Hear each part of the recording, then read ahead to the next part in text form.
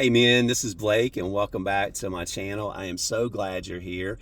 I wanted just to kind of take a few minutes and make a few videos and just share my journey with you. I think as I'm starting this digital journal, I wanted you to really get to know me as a person, and I wanted to kind of share my past and kind of my relationships and what's led me to this point of my journey of healing, honestly. So here I am, and I'm just going to kind of start from the very beginning, and I'll make a few videos here kind of back to back if that's okay. And they will probably be messy and choppy, but so show me a little grace if you don't mind, guys, because as I said earlier, I've never done anything like this. But I don't want to edit my videos. I want to upload them, just kind of real and sincere in the moment. I want to be very genuine with them. So I want you to really, hear my heart when I speak to you and share things with you. So that's why I'm not doing anything as far as like editing or cropping or any of that stuff. They're going to be real and live in the moment. Okay.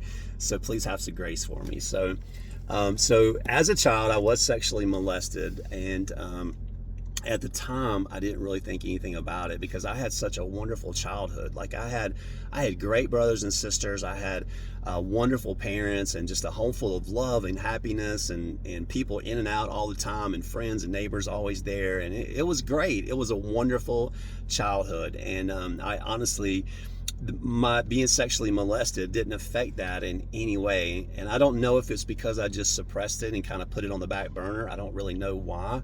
And that might play into it. But as I got older, unfortunately, I got old enough to understand what had happened to me and how this person took my innocence and made me do things that I didn't, that I was forced to do, basically.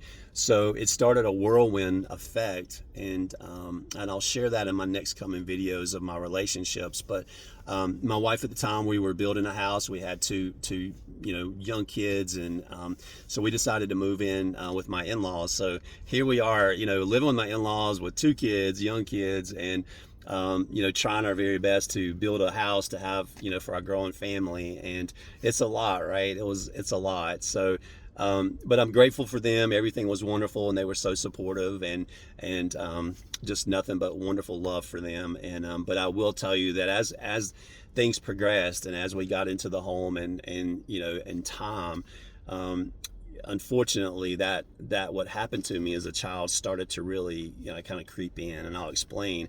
I had taken the kids to the park, and we were out there playing, and as we were leaving, I was getting the kids settled, and I looked over and I actually saw the person that had sexually molested me as a child. And it's the first time that I had seen them since I was a young kid. And it was like a ton of bricks hit me. It was like all that emotion came flush, running out and overflowing out of me. And I remember going back home that day, and from that moment, like my mind was just constantly racing on that hurt. And how could you hurt me? How could you take that innocent? Because I was old enough now to really look back and know what this person had done to me and how wrong it was.